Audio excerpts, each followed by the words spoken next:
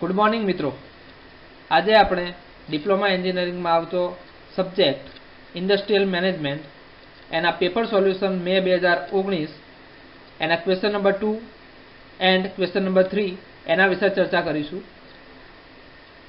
આના અગાઉના વિડિયોમાં મે 2019 question number 1 જે શોર્ટ ક્વેશ્ચન છે એનો વિડિયો બનાવેલ છે।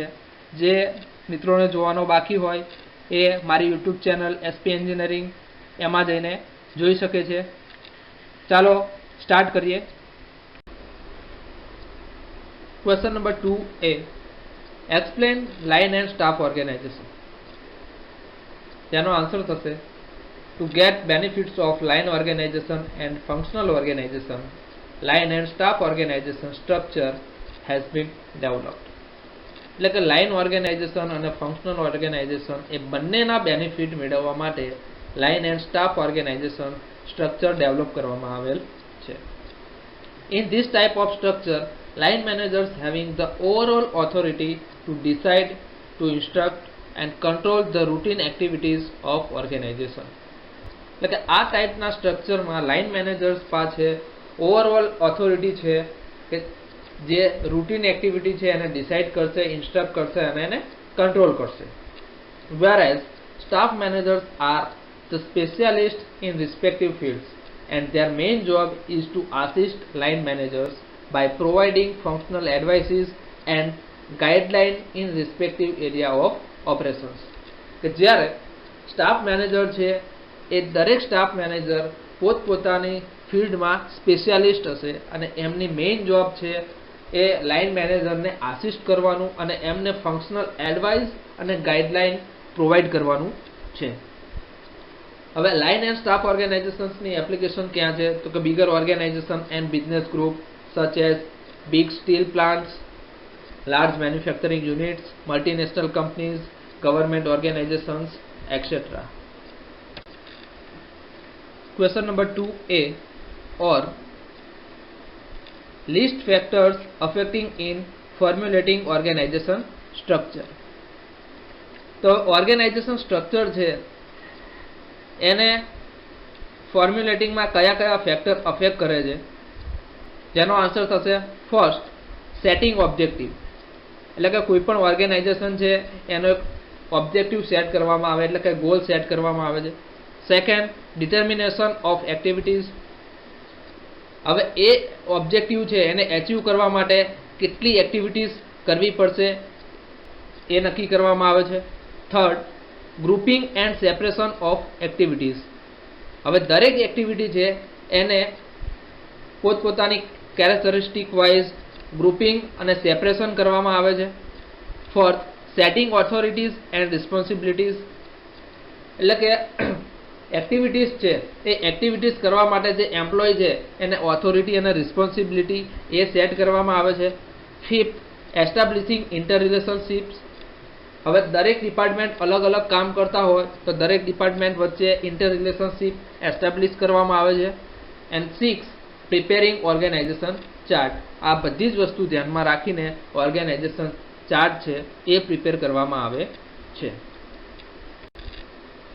Question number 2B, explain concept of centralisation and decentralisation in store. સૌ પ્રથમ આપણે સેન્ટ્રલાઇઝેશન જોઈએ। In this system all the materials are stored at common place known as central store.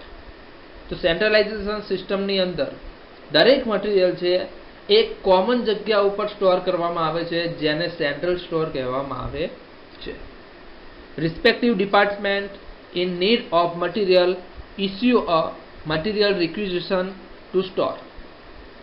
હવે રિસ્પેક્ટિવ ડિપાર્ટમેન્ટ છે જે ડિપાર્ટમેન્ટને જેટલી જરૂરિયાત હોય મટીરિયલની એ પ્રમાણે મટીરિયલ રિક્વિઝિશન ફોર્મ છે એ ભરીને મટીરિયલ ઇસ્યુ કરી શકાય છે। It is generally located at the place which is nearer to production section. હવે આ સેન્ટ્રલ સ્ટોર છે એ જનરલી પ્રોડક્શન સેક્શનની નજીકમાં બનાવેલો હોય છે જેથી કરીને પ્રોડક્શન યુનિટ છે એ ઝડપથી મટીરિયલ ઇસ્યુ કરી શકે એના માટે। હવે જોઈએ ડિસેન્ટ્રલાઇઝેશન। તો in this system each major department will have their own stores located within the particular department. એટલે કે ડિસેન્ટ્રલાઇઝેશન સિસ્ટમની અંદર દરેક મોટા ડિપાર્ટમેન્ટ છે એમનું પોતાનું જ એક સ્ટોર હોય છે અને એ ડિપાર્ટમેન્ટની અંદર જ લોકેટેડ હોય છે. એટલે કે કોઈ એક ડિપાર્ટમેન્ટ છે એ ડિપાર્ટમેન્ટની અંદર જ પોતાનું સ્ટોરિંગ હશે. The department will maintain materials storage as per the requirement. એટલે કે એ પર્ટિક્યુલર ડિપાર્ટમેન્ટ છે એની જરૂરિયાત મુજબ મટીરિયલનો સ્ટોર કરે છે. This system is preferred when departments are located at distance in large factories. એટલે કે આ સિસ્ટમ છે ડિસેન્ટ્રલાઇઝેશન સિસ્ટમ છે એ ક્યારે પ્રિફર કરવામાં આવે કે જ્યારે તમારી ફેક્ટરીમાં બે ડિપાર્ટમેન્ટ છે એ વધારે ડિસ્ટન્સ ઉપર હોય ત્યારે ડિસેન્ટ્રલાઇઝેશન કોન્સેપ્ટ યુઝ કરવામાં આવે છે. Question number 2B or state functions of storekeeper. જેનો આન્સર થશે first, identification of the stores items on a continuous periodic basis. એટલે કે સ્ટોર આઇટમ છે એનું આઈડેન્ટિફિકેશન કરવું કન્ટિન્યુઅસ બેઝિસ ઉપર, એટલે કે પિરિયોડિક ટાઈમ ઉપર દર અઠવાડિયે કે 15 દિવસે એનું આઈડેન્ટિફિકેશન કરવામાં આવે કેટલી આઇટમ તમારી સ્ટોર છે અને કેટલી તમારે મંગાવવી પડશે. Second, careful receipt, verification, inspection and recording of incoming materials and store item. એટલે કે ઇનકમિંગ મટીરિયલ છે અને સ્ટોર આઇટમ છે એનું વેરિફિકેશન કરવું, ઇન્સ્પેક્શન કરવું અને એનું રેકોર્ડિંગ કરવું. Third, proper storage of procured items. એટલે કે જેટલી તમે પ્રોક્યોર્ડ આઇટમ છે તમારી સ્ટોર આઇટમ છે અથવા તો ઇનકમિંગ મટીરિયલ છે એનું પ્રોપર સ્ટોરેજ કરવું.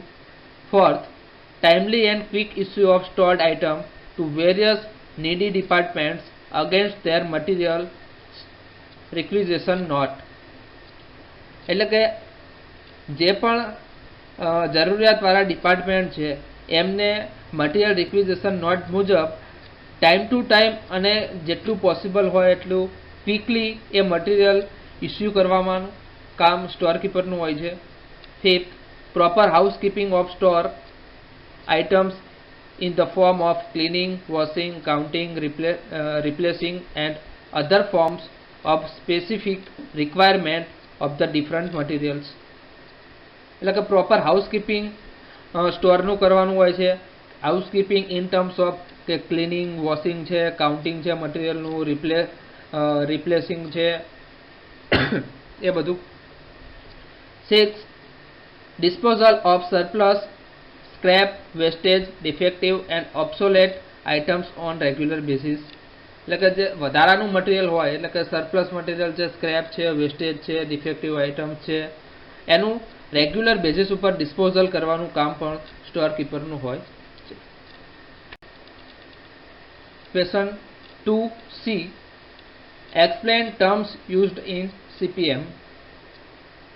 હવે CPM નું ફૂલ ફોર્મ છે ક્રિટિકલ પાથ મેથડ. તો ક્રિટિકલ પાથ મેથડની અંદર કઈ કઈ ટર્મ્સ યુઝ કરવામાં આવે છે. First, activity. It is distinct part of a project consuming some resources and time for its completion.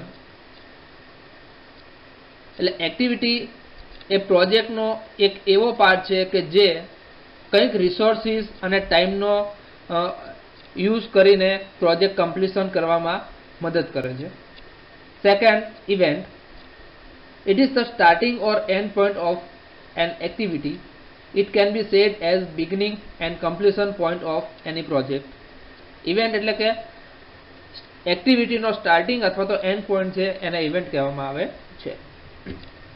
Third, slack. It means a margin of extra time available with an activity which can be consumed without delaying the date of project completion. એટલે કે એક્ટિવિટીનો એક અલગથી extra time આપેલો હોય, જે extra margin time આપેલો હોય તો એને સ્લેક કહેવામાં આવે છે. હવે આ સ્લેક ટાઈમ છે એનાથી પ્રોજેક્ટ કમ્પ્લીશનમાં કોઈ પણ ડિલે થતું નથી. એટલે ફોર એક્ઝામ્પલ કોઈ એક્ટિવિટી છે એ એક્ટિવિટીનો ટાઈમ 10 days છે અને જો સ્લેક એને 2 days આપેલો હોય તો 12 દિવસ સુધી આ એક્ટિવિટી કમ્પ્લીટ થાય તો પણ તમારો પ્રોજેક્ટ છે એ ડિલે થશે નહીં. Fourth, dummy activity. It is not a real activity. There is no any time like other activity. They are depicted in network diagram to fulfill the complete presentation of interrelationship of all the activities. They do not consume any resources and time. એટલે કે dummy activity એ real activity નથી. બીજી active એક્ટિવિટીની જેમ એની અંદર કોઈ પણ time હોતો નથી. ડમી એક્ટિવિટી એ જસ્ટ નેટવર્ક ડાયાગ્રામ છે, એને ફૂલફિલ કરવા માટે યુઝ કરવામાં આવે છે. ડમી એક્ટિવિટી કોઈ પણ જાતના રિસોર્સિસ કે ટાઈમ એ કન્ઝ્યુમ કરતી નથી. અને ડમી એક્ટિવિટી છે એને ડોટેડ એરોથી દર્શાવવામાં આવે છે, એક્ટિવિટીને એરોથી દર્શાવવામાં આવે છે અને ઇવેન્ટ છે એને નોટથી દર્શાવવામાં આવે છે. Question number 2C, or explain the functions of materials management. જેનો આન્સર થશે first, planning and procurement of materials in right quantity so that stock surplus can be avoided. એટલે કે ફર્સ્ટ નંબરનું ફંક્શન છે કે પ્લાનિંગ અને પ્રોક્યુરમેન્ટ ઓફ મટીરિયલ છે right ક્વોન્ટિટીમાં કરવામાં આવે છે. એટલે જેટલી જરૂરિયાત હોય એ પ્રમાણેની ક્વોન્ટિટી છે એ મંગાવવામાં આવે છે, જેથી કરીને સ્ટોક સરપ્લસની કન્ડિશન ઊભી થાય નહીં. સ્ટોક સરપ્લસ એટલે શું કે વધારાનું મટીરિયલ તમારું ત્યાં સ્ટોરેજ કરેલું પડ્યું રહેતું, તો એને એવી કન્ડિશન છે એને કહેવાય stock surplus. Second, planning the procurement of materials at right time to avoid stock out.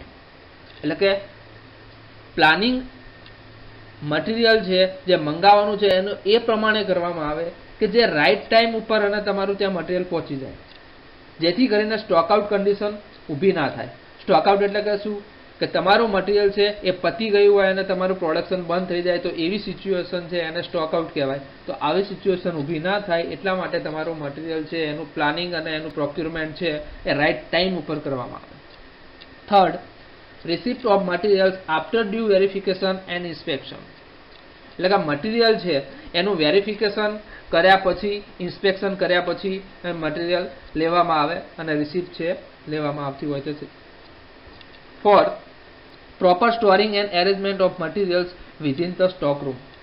એટલે કે જે તમારું મટીરિયલ છે એનું પ્રોપર સ્ટોરિંગ અને એરેન્જમેન્ટ કરવામાં આવે છે સ્ટોક રૂમની અંદર. Fifth, timely issue of materials to the production departments as per the material requisition note. હવે જે તે ડિપાર્ટમેન્ટ છે એટલે કે પ્રોડક્શન ડિપાર્ટમેન્ટ હોય કે બીજું કોઈ ક્વોલિટી ડિપાર્ટમેન્ટ છે, એ ડિપાર્ટમેન્ટની જરૂરિયાત મુજબ એટલે કે મટીરિયલ રિક્વિઝિશન નોટ મુજબ time to time material issue કરવામાં આવે છે. 6, transportation and handling of materials. એટલે કે મટીરિયલની એક જગ્યાએથી બીજી જગ્યાએ લઈ જવા માટે ટ્રાન્સપોર્ટેશન અને handling. 7, disposal of scrap, surplus and obsolete materials. એટલે કે જે વધારાનું સ્ક્રેપ હોય, વધારાનું મટીરિયલ હોય કે પછી જે મટીરિયલ એક્સપાયર્ડ થઈ ગયું છે એનું ડિસ્પોઝલ કરવું, આ બધા મટીરિયલ મેનેજમેન્ટના ફંક્શન છે. Question number 2D, explain ABC classification and analysis. જેનો આન્સર છે હવે ABC means always better control. ખાસ યાદ રાખજો મિત્રો, ABC means always better control. આ એક ઇન્વેન્ટરી કંટ્રોલની મેથડ છે. Inventory control involves many activities such as process control, inspection, store arrangement, record keeping, manpower and other resource allocation, etc. તો inventory કંટ્રોલની અંદર બહુ બધી એક્ટિવિટીઝ છે એ ઇન્ક્લુડ થઈ જાય છે.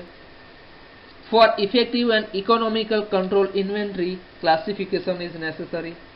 એટલે કે ઇન્વેન્ટરી કંટ્રોલ તમારે કરવું હોય ઇફેક્ટિવ અને ઇકોનોમિકલ, તો એના માટે પ્રોપર ક્લાસિફિકેશન કરવું જરૂરી છે. The classification of inventories based on their relative importance, mainly in terms of value is known as ABC analysis. હવે ABC analysis એટલે શું છે? તો કે ઇન્વેન્ટરીનું ક્લાસિફિકેશન કરવામાં આવે છે based on their relative importance, એટલે કે એની વેલ્યુ પ્રમાણે જો તમે ક્લાસિફિકેશન કરો છો તો એવા ક્લાસિફિકેશનને ABC એનાલિસિસ કહેવામાં આવે છે. A, B and C are different classes of inventories as shown in table. કે A, B અને C છે એ ત્રણ અલગ અલગ ક્લાસ છે ઇન્વેન્ટરી માટેના. હવે આપણે ટેબલમાં જોઈ શકીએ છીએ કોલમ નંબર 1 છે ક્લાસ આપેલા છે, કોલમ નંબર 2 છે percentage of total inventories, class column number 3 છે percentage of total inventory value. ખાસ યાદ રાખજો મિત્રો, કોલમ નંબર 2 છે એ ટોટલ ઇન્વેન્ટરી છે એટલે કે એ ક્વોન્ટિટી વોલ્યુમ બતાવે છે, જ્યારે કોલમ નંબર 3 છે એ ટોટલ ઇન્વેન્ટરી વેલ્યુ બતાવે છે. હવે ક્લાસ A છે એની અંદર ટોટલ ઇન્વેન્ટરી છે એ 10% છે પણ એની વેલ્યુ છે એ 75% છે. એ જ રીતના ક્લાસ B માં ટોટલ ઇન્વેન્ટરી છે 20% છે અને ઇન્વેન્ટરી વેલ્યુ છે 17% છે. ક્લાસ G છે એની અંદર ટોટલ ઇન્વેન્ટરી 70% છે, 70% છે, જ્યારે એની વેલ્યુ છે 8%, 8%. It is clear from table that A category items should get more attention and stringent control as compared to B or C category. એટલે કે પેલા ટેબલ ઉપરથી આપણે જોઈ શકીએ છીએ કે A કેટેગરીની આઇટમ છે એના ઉપર વધારે ફોકસ, એના ઉપર વધારે એટેન્શન આપવામાં આવે છે અને એને સ્ટ્રિક્ટ કંટ્રોલ કરવામાં આવે છે as compare two B and C category. This is because A category items are less in volume but high in value. એનું કારણ એ છે કે એ ક્લાસની કેટેગરી છે એની અંદર જે આઇટમ છે એ વોલ્યુમમાં ઓછી છે પણ સામે તેની વેલ્યુ બહુ વધારે છે. On the other hand, C items can be purchased in bulk and kept for quite some time in the stores because their contribution in value is much less. જ્યારે બીજી સાઈડ જોઈએ તો C ક્લાસની item છે એ બલ્કમાં purchase કરવામાં આવે છે અને થોડા સમય સુધી સ્ટોરમાં રાખવામાં આવે છે અને એની વેલ્યુ છે એ બહુ ઓછી હોય છે as compare two A category. એક એક્ઝામ્પલથી સમજીએ તો ફોર એક્ઝામ્પલ A કેટેગરીમાં CNC કટિંગ ટૂલ્સ છે, એટલે કે CNC ઇન્સર્ટ છે, એની મશીનિંગ માટેના જે ટૂલ્સ આવે છે એ ટૂલ્સ છે એ વોલ્યુમમાં ઓછા હોય છે. એટલે કે એની તમે જ્યારે પરચેસ કરો છો તો એ બલ્કમાં પરચેસ નથી કરતા. એનું રીઝન એ છે કે એની વેલ્યુ બહુ વધારે છે, એટલે કે એને એ ક્લાસની કેટેગરીમાં મૂકવામાં આવે છે જેની વેલ્યુ વધારે હશે પણ એનું વોલ્યુમ ઓછું હશે. C ક્લાસ કેટેગરીની અંદર એક્ઝામ્પલમાં જોઈએ તો nut bolt, screw, fasteners, hacksaw blades etcetera. એટલે કે આ બધી આઇટમ એવી છે કે જે બલ્કમાં પરચેસ કરવામાં આવે પણ એની value as compare to A class બહુ ઓછી હશે. એટલે કે નટ બોલ્ટ હોય, ફાસ્ટનર્સ છે, એની વેલ્યુ ઓછી છે પણ એનું પરચેસ બલ્કમાં કરવામાં આવે છે.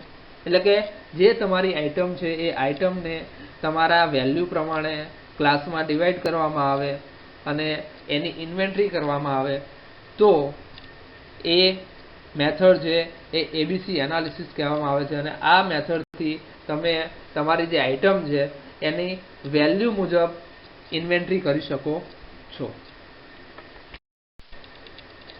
Question 2D or explain Wilson's inventory model. તેનો આન્સર થાય છે Wilson's inventory model is based on following two concepts. First, zero buffer stock model and second, inventory model with buffer stock.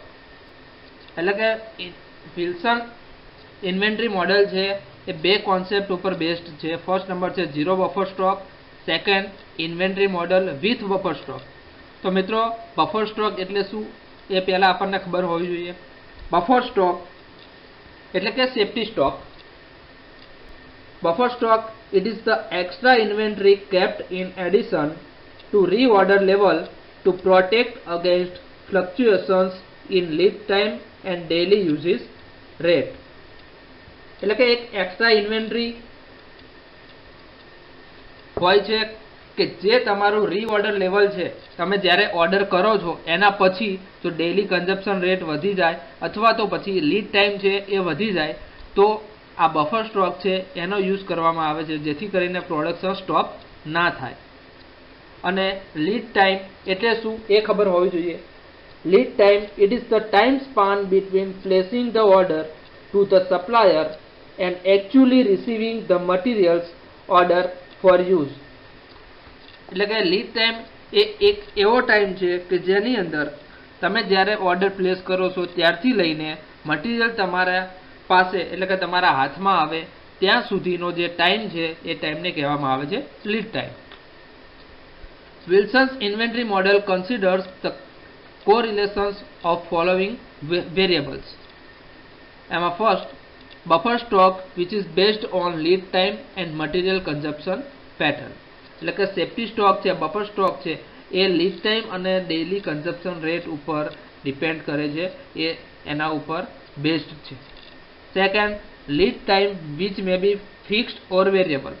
એટલે કે લીડ ટાઈમ છે એ મે બી fix પણ હોઈ શકે અને વેરિયેબલ પણ હોઈ શકે છે. એનું રીઝન છે કે ક્યારેક એવું બને છે કે તમે ઓર્ડર પ્લેસ કર્યો હોય અને એની અંદર કોઈક ડિલે થાય છે તો ડિલેના લીધે તમારો લીડ ટાઈમ છે વધી જશે. જો લીડ ટાઈમ વધી જશે તો તમારું છે પ્રોડક્શન સ્ટોપ થવાના ચાન્સીસ વધી જશે. Third, the daily consumption pattern which can be static or flexible. એટલે કે ડેઇલી કન્ઝપ્શન રેટ છે એ પણ સ્ટેટિક અને ફ્લેક્સિબલ હોઈ શકે છે. એવું જરૂરી નથી કે ડેઇલી તમે જેટલા મટીરિયલનો યુઝ કરતા હોય એટલું જ મટીરિયલ તમે ડેઇલી યુઝ કરો છો. મે બી એવું બની શકે છે કે એમાં વધારો ઘટાડો થઈ શકે છે. ડિપેન્ડ કરે છે કે તમારી રિક્વાયરમેન્ટ કેવી છે, તમારી મશીનની કેપેસિટી કેવી છે. Question number 3A, explain span of control. જેનો આન્સર થશે span of control refers to the number of subordinates reporting to one superior. એટલે કે સ્પાન ઓફ કંટ્રોલ છે એ રિફર કરે છે કે નંબર ઓફ સબઓર્ડિનેટ છે એટલે કે નંબર ઓફ એમ્પ્લોય છે એ એક સુપિરિયરને રિપોર્ટ કરતા હશે. ફોર એક્ઝામ્પલ, એક સુપિરિયર છે એની અંડરમાં જેટલા લોકો કામ કરતા હોય એને એનો સ્પાન ઓફ કંટ્રોલ કહી શકાય. The span of control is wide if one superior controls 8 to 10 subordinates, and it will be narrow if one superior controls 2 or 3 subordinates. એટલે કે સ્પાન ઓફ કંટ્રોલ છે એ વાઇડ ક્યારે કહેવાય કે જ્યારે એક સુપિરિયરની અંદર 8 થી 10 સબઓર્ડિનેટ કામ કરતા હોય, અને સ્પાન ઓફ કંટ્રોલ છે એ નેરો ક્યારે કહેવામાં આવે છે કે એક સુપિરિયરની અંદર 2 કે 3 સબઓર્ડિનેટ કામ કરતા હોય. મિત્રો ખાસ યાદ રાખજો, એકની અંડરમાં જો વધારે સબઓર્ડિનેટ કામ કરતા હોય તો એને કહેવાય વાઇડ સ્પાન ઓફ કંટ્રોલ, અને એક સુપિરિયરની અંદરમાં 2 કે 3 સબઓર્ડિનેટ કામ કરતા હોય તો એને કહેવાય narrow span of control. Where the span of control is wide, it results into flat organization, and where the span of control is narrow, it will result into tall structure. એટલે કે span of control જો wide હશે તો એ flat ઓર્ગેનાઇઝેશનની અંદર આવશે, જ્યારે જો span of control narrow હશે તો ઓર્ગેનાઇઝેશનનું સ્ટ્રક્ચર છે એ સ્ટોલ સ્ટ્રક્ચર હશે. આપણને આઈડિયા આવી જાય કે એક સુપિરિયરની અંડરમાં 8 થી 10 લોકો કામ કરતા હોય તો એ કેવું ફ્લેટ ઓર્ગેનાઇઝેશન જેવું બની જશે, જ્યારે એકની અંડરમાં 2 કે 3 વ્યક્તિઓ કામ કરતા હોય તો એ આખું સ્ટ્રક્ચર છે સ્ટોલ સ્ટ્રક્ચર બની જશે. How many subordinates be there under the control of one superior is determined by many factors such as competence of superior, competence of subordinate, nature of work, means of communication, leadership style, and physical distance between superior and subordinate. એટલે કે એક superior છે એની અંડરમાં કેટલા subordinate હોવા જોઈએ એ નક્કી કરવા માટે ઘણા બધા ફેક્ટર્સ અફેક્ટ કરતા હોય છે, જેમ કે એફિશિયન્સી ઓફ સુપિરિયરની એફિશિયન્સી કેવી છે, પછી એફિશિયન્સી ઓફ સબઓર્ડિનેટ્સ, એટલે કે સબઓર્ડિનેટ છે એની એફિશિયન્સી કેવું છે, કઈ ટાઈપનું વર્ક છે, પછી લીડરશિપની સ્ટાઇલ કેવી છે, ફિઝિકલ ડિસ્ટન્સ કેવું છે સુપિરિયર અને સબઓર્ડિનેટ વચ્ચે. આ બધા ફેક્ટર છે એ એક સુપિરિયરની અંડરમાં કેટલા સબઓર્ડિનેટ હોવા જોઈએ એ નક્કી કરવામાં હેલ્પ કરે છે. Question number 3A or explain minimum wages act 1948. જેનો આન્સર થશે the objective of this act is to ensure the minimum reward to the labor in certain employment. એટલે કે આ એક્ટ છે એનો મેઇન ઓબ્જેક્ટિવ છે એ કે લેબર છે એ લેબરને જ્યારે એમ્પ્લોયમેન્ટ એઝ અ એમ્પ્લોય તરીકે તમે રાખો છો તો એને મિનિમમ કેટલો રિવોર્ડ એટલે કે મિનિમમ કેટલું વેતન આપવું પડે એ નક્કી કરવામાં આ એક્ટ છે એ ઉપયોગી થાય છે. This act was passed in 1948 and it applies to whole of India. This act aims at making the provisions for fixation of minimum wages in certain employment where labor is organized and sweated labor is prevalent. એટલે કે આ act છે 1948માં pass કરવામાં આવ્યો હતો અને આ act all over ઇન્ડિયામાં લાગુ કરવામાં આવેલ છે. આ એક્ટનો મેઇન એમ છે કે ઓછામાં ઓછું વેતન એ ફિક્સ કરવા માટેના પ્રોવિઝન્સ નક્કી કરવામાં આવેલા છે. Some important provisions are as under: first, minimum rates of wages; second, process for fixing and revising minimum wages; third, wages in kind; fourth, enforcement of minimum wages act; fifth, offences and penalties; sixth, exemptions and exception. હવે આ છ important provision છે એ minimum veggies એક્ટની અંદર add કરવામાં આવેલા છે. Question number 3B. Explain the purchase procedure. જેનો answer થશે કે પરચેસ પ્રોસિજર છે એ ટોટલ 12 સ્ટેપમાં ડિવાઈડ કરેલી છે. એમાં first number recognisation of the need, એટલે કે તમારી નીડ શું છે એ નક્કી કરવામાં આવશે. સેકન્ડ, ઇન્ફોર્મેશન રિગાર્ડિંગ વેન્ડર્સ, હવે તમારી જરૂરિયાત પ્રમાણે તમારે જે મટીરિયલ મંગાવવાનું છે તો એના માટે વેન્ડરની ઇન્ફોર્મેશન ભેગી કરવામાં આવે છે. Third, vendor contact and selection, જેટલી પણ વેન્ડર છે એ દરેક વેન્ડરના કોન્ટેક્ટ લેવામાં આવે છે અને એ દરેક વેન્ડરમાંથી સિલેક્શન કરવામાં આવે છે. ફોર્થ, ઇન્વાઇટિંગ કોટેશન્સ, જેટલા પણ વેન્ડર તમે સિલેક્ટ કર્યા હોય એ દરેક વેન્ડર પાસેથી તમારા મટીરિયલ માટેનું કોટેશન છે એ મંગાવવામાં આવે છે. ફિફ્થ, એનાલિસિસ ઓફ ઓફર્સ, જેટલા પણ વેન્ડરોને તમે કોટેશન માટે ઇન્વાઇટ કરેલા હતા એ દરેક કોટેશન છે એનું એનાલિસિસ કરવામાં આવે છે, દરેકની ઓફર છે એનું એનાલિસિસ કરવામાં આવે છે. સિક્સ, પ્લેસિંગ ઓર્ડર, એનાલિસિસ કર્યા બાદ તમે કોઈ એક વેન્ડરને ઓર્ડર પ્લેસ કરો. 7, ઓર્ડર ફોલોઅપ, ઓર્ડર આપ્યા પછી એ ઓર્ડર છે એ ક્યારે આવશે એના માટે ફોલોઅપ લેવામાં આવે છે, કેટલું મટીરિયલ જોઈએ છે, ક્યારે પહોંચશે, કઈ રીતના પહોંચશે, એ દરેક વસ્તુ ઓર્ડર ફોલોઅપમાં આવશે. 8, રિસિપ્ટ એન્ડ ઇન્સ્પેક્શન, હવે ઓર્ડર તમારી જોડે આવે છે ત્યારે એની રિસિપ્ટ ચેક કરવાનું અને એ જે મટીરિયલ છે એનું ઇન્સ્પેક્શન કરવાનું થશે. 9, જો એ મટીરિયલ છે પ્રોપર ક્વોલિટીવાળું હશે એના પછી એને તમારો વેન્ડર છે એને પેમેન્ટ કરવાનું થાય છે, એટલે કે 9 નંબરનું step making payments. 10, maintaining record, પેમેન્ટને બધું આપી દીધા પછી જે એની રિસિપ્ટ છે, પેમેન્ટની રિસિપ્ટ છે, એ પછી ઇન્સ્પેક્શન કર્યું હોય તો એના ટેસ્ટ સર્ટિફિકેટ છે, એ દરેક વસ્તુનો રેકોર્ડ મેન્ટેન કરવામાં આવે છે. 11 નંબર, વેન્ડર ઇવોલ્યુશન, હવે વેન્ડર જેટલા છે એ દરેક વેન્ડરનું ઇવોલ્યુશન કરવામાં આવે. And last number, maintaining vendor relation, એટલે કે વેન્ડર છે એની સાથે જે તમારું કંપની છે એ કંપનીના રિલેશન સારા બનાવવા માટે પ્રયત્ન કરવામાં આવે છે. આ હતી process of purchasing. Question number 3b, or state the advantages of logistics. First, it provides satisfaction to ultimate consumers in terms of timely delivery at economical cost. Second, it enhances the time and place utility. Third, it facilitates the effective utilization of production capacity to the advantage of all stakeholders. Fourth, it effectively bridges the situations of shortage of supply and excess of supply, contributing to price stability. Fifth, it fosters collaboration rather than competition among the suppliers of input, manufacturing processes, and ultimate consumers.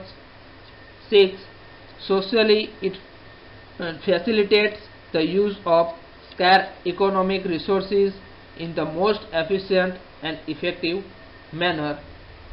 Simple કહેવા જઈએ તો logistic છે એ તમારા ultimate consumer છે એને satisfaction provide કરે છે કે જે તમારું મટીરિયલ છે એને ટાઈમ ટુ ટાઈમ ડિલિવર કરીને ઇકોનોમિકલ કોસ્ટ સાથે, એટલે કે જે તમારો ટાઈમ છે અને પ્લેસ છે એને પ્રોપર યુટિલાઇઝ કરશે.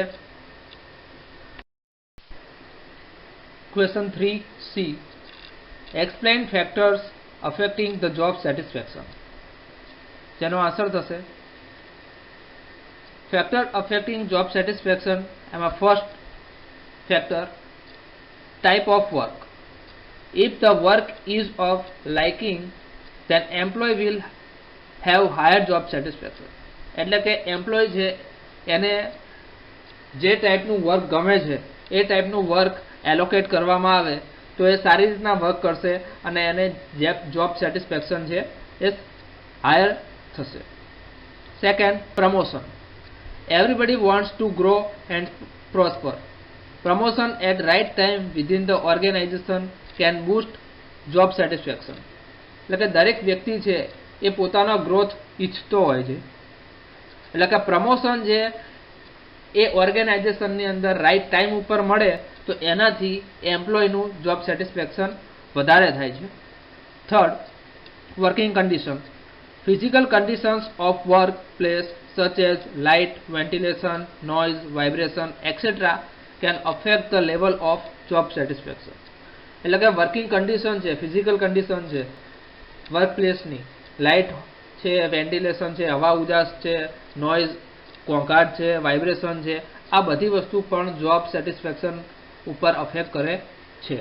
Fourth, supervision. Smooth and cooperative superior subordinate relations and employ centred supervision can result in higher job satisfaction.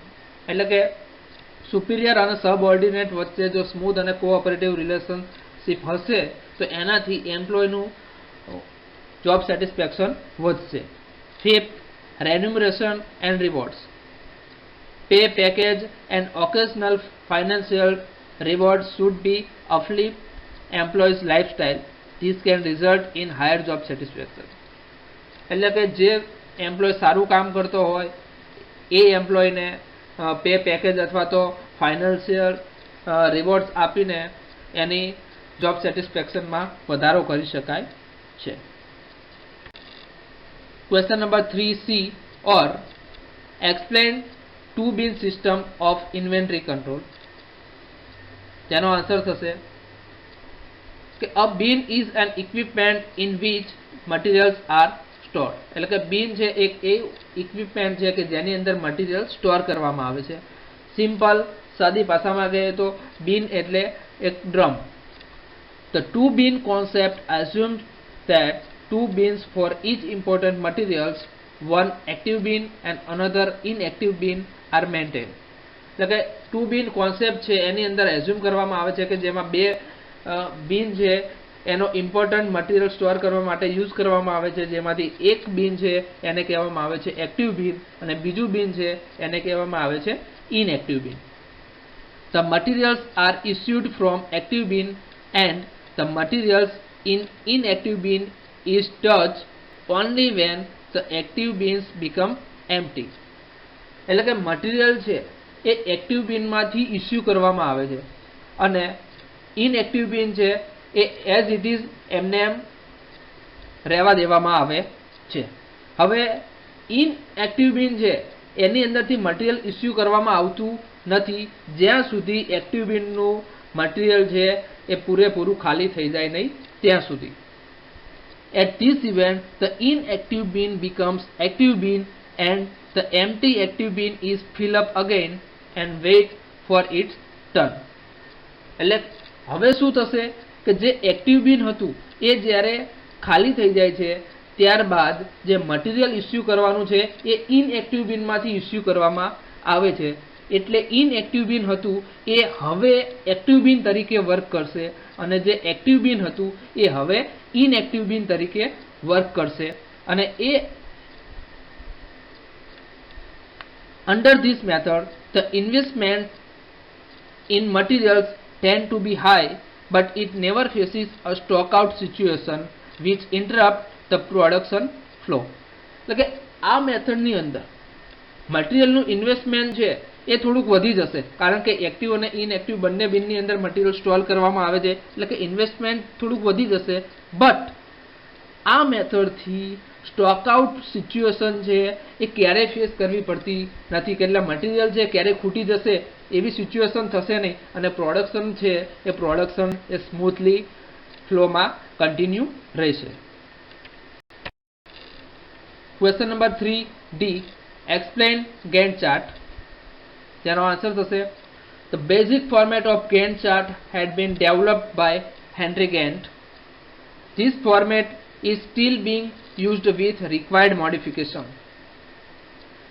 એટલે કે બેઝિક ફોર્મેટ છે ગેન્ટ ચાર્ટ માટેનું એ હેનરી ગેન્ટ નામના એક વ્યક્તિએ ડેવલપ કર્યું હતું અને એ જ ફોર્મેટ છે એનો યુઝ કરવામાં આવે છે રિક્વાયર્ડ મોડિફિકેશન સાથે. The Gantt chart is a kind of bar chart where x-axis indicates time and y-axis indicates either process, labor or machine depending upon type of Gantt chart. એટલે Gantt chart એક bar chart જેવો chart છે જેમાં x axis ઉપર time indicate કરેલો હોય છે અને વાય એક્સિસ ઉપર પ્રોસેસ, લેબર અથવા તો મશીન એ ડિપેન્ડ કરે છે તમારો કઈ ટાઈપનો ચાર્ટ છે. There are three types of Gantt charts. First, load chart. Second, record chart. Third, program process chart. આપણે ટેબલમાં જોઈ શકીએ છીએ 3 કોલમ છે. એમાં ફર્સ્ટ કોલમ છે type of Gantt chart, second છે X axis indicate, third column છે વાય એક્સિસ ઇન્ડિકેટ. આની અંદર ફર્સ્ટ નંબરનો જે ચાર્ટ છે એ છે લોડ ચાર્ટ. તો એક્સ એક્સિસ ઉપર ટાઈમ ઇન્ડિકેટ કરે છે, વાય એક્સિસ ઉપર કેપેસિટી ઓફ મશીન ઇન્ડિકેટ કરે છે. મિત્રો ખાસ યાદ રાખજો લોડ ચાર્ટની અંદર વાય એક્સિસ ઉપર કેપેસિટી ઓફ મશીન ઇન્ડિકેટ કરવામાં આવે છે. સેકન્ડ છે record chart. Record ચાર્ટમાં x axis ઉપર ટાઈમ ઇન્ડિકેટ કરેલો હશે, વાય એક્સિસ ઉપર time distribution of individual worker એટલે કે દરેક ઇન્ડિવિડ્યુઅલ વર્કર માટેનું ટાઈમ ડિસ્ટ્રીબ્યુશન કરેલું હશે. કયા ચાર્ટમાં? તો કે રેકોર્ડ ચાર્ટની અંદર. અને થર્ડ છે પ્રોગ્રામ પ્રોસેસ ચાર્ટ. તો પ્રોગ્રામ પ્રોસેસ ચાર્ટ છે એની અંદર એક્સ એક્સિસ ઉપર ટાઈમ ઇન્ડિકેટ કરેલો છે, વાય એક્સિસ ઉપર different activities of job indicate કરેલી હશે. ખાસ યાદ રાખવાનું છે મિત્રો, કન્ફ્યુઝ ન થતા. લોડ ચાર્ટની અંદર વાય એક્સિસ ઉપર કેપેસિટી ઓફ મશીન આવશે, રેકોર્ડ ચાર્ટની અંદર વાય એક્સિસ ઉપર time distribution of individual worker આવશે અને પ્રોગ્રામ પ્રોસેસ ચાર્ટ છે એની વાય એક્સિસ ઉપર ડિફરન્ટ એક્ટિવિટીઝ ઓફ જોબ આવશે. ખ્યાલ આવી ગયો મિત્રો? આગળ વધીએ. Question number 3D or explain meaning and effect of bottleneck. જેનો આન્સર થશે meaning of bottleneck. So a bottleneck is a stage in the production process that causes the entire process to slow down or stop. એટલે કે bottleneck એક એવું stage છે production પ્રોસેસની અંદર કે જેના લીધે આખી પ્રોડક્શન પ્રોસેસ છે એ ધીમી થઈ જશે અથવા તો પછી બંધ થઈ જશે. એનાથી હવે ઇફેક્ટ શું આવે છે? તો effect of bottleneck, first it increases stress of workers working at bottleneck point. એટલે કે જે બોટલનેક પોઈન્ટ ઉપર વર્કરો કામ કરે છે એનું સ્ટ્રેસ વધી જશે. એનું રીઝન છે કે બોટલનેકથી આખી પ્રોસેસ સ્લો ડાઉન થઈ જાય છે અથવા તો સ્ટોપ થઈ જાય છે, તો એના લીધે જે કારીગરો કામ કરે છે એનો સ્ટ્રેસ વધી જશે, એનું કામકાજ વધી જશે એટલા માટે. Second, it increases intermediatory pile up of work in process, એટલે કે વર્ક ઇન પ્રોસેસનું કામ છે એ વધી જશે. Third, it increases the cost of production due to inefficient production system, એટલે કે પ્રોડક્શન પ્રોસેસ છે એ ઇનએફિશિયન્ટ થઈ જશે, તો એના લીધે આખી પ્રોડક્શન છે એની કોસ્ટિંગ વધી જશે, કારણ કે બોટલનેક ઇફેક્ટને રિમૂવ કરવી પડે, તો એના માટેનું કોસ્ટિંગ વધી જશે. And last one, at micro level it indicate mismatch between the process causing interruption in smooth production flow. જો માઇક્રો લેવલ ઉપર વાત કરવા જઈએ તો બોટલનેકની ઇફેક્ટથી પ્રોડક્શન પ્રોસેસ છે એ સ્મૂથલી જે ચાલતી હતી એ બંધ થઈ જશે, એની અંદર ઇન્ટરપ્શન આવશે, એની અંદર એ પ્રોસેસ સ્લો થઈ જશે અથવા તો સ્ટોપ થઈ જશે. તો આ ઇફેક્ટ બોટલનેકની હતી. થેન્ક યુ મિત્રો. આઈ હોપ આ વિડીયો તમને એક્ઝામ પોઈન્ટ ઓફ વ્યૂ મદદગાર થશે, હેલ્પફુલ થશે. Please like, share and subscribe my YouTube channel SP Engineering. Thank you.